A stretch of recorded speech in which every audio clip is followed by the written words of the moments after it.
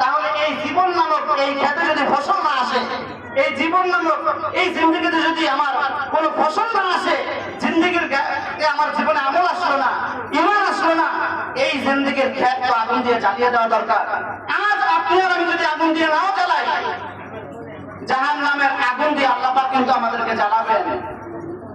আমি না শুধু আমার এই অভিভাবকত্বহীনতা, আমার এই সিদ্ধান্তহীনতার জন্য সন্তান আমাকে দায়ী করবে।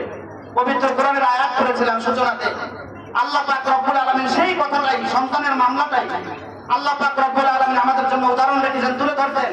আজকের অভিভাবক সম্মেলনে আগত আমাদের সকল অভিভাবক বৃদ্ধ, বাবা, ভাই বোন, দাদা দাদি, নানা নানি, আমরা সবাই এই আয়াতের অর্থটা শুধু অনুধাবন করি।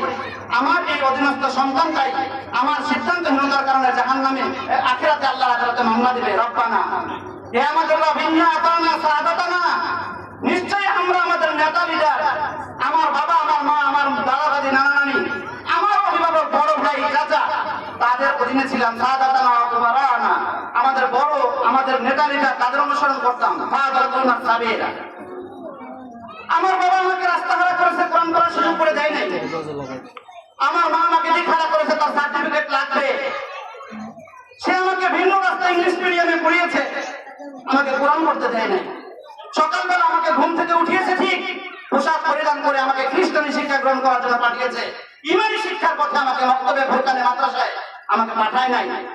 ফাদারতুনা সাবিলা, তারা আমার রাস্তাকে পথহারা করে দিয়েছে, দিখারা করেছে, আমি দিকভ্রান্ত হয়ে গেছি। রব্বানা আতিহিম যিফাইনি মিনাল আযাব, এই কারণে তো আমাকে জাহান্নামে দিবেন। তবে আমার আরজি হচ্ছে, হে আমাদের রব, আমার আগে আমার পিতামাতা, আমার অভিভাবক, যার কারণে আমি পথহারা হয়ে গেছি, কোরআন শিখতে পারি নাই, দ্বীন শিখতে পারি নাই, যিফাইনি মিনাল আযাব, আমাকে এক গুণ শাস্তি দিবেন আর আমার অভিভাবককে 2 গুণ শাস্তি দিবেন।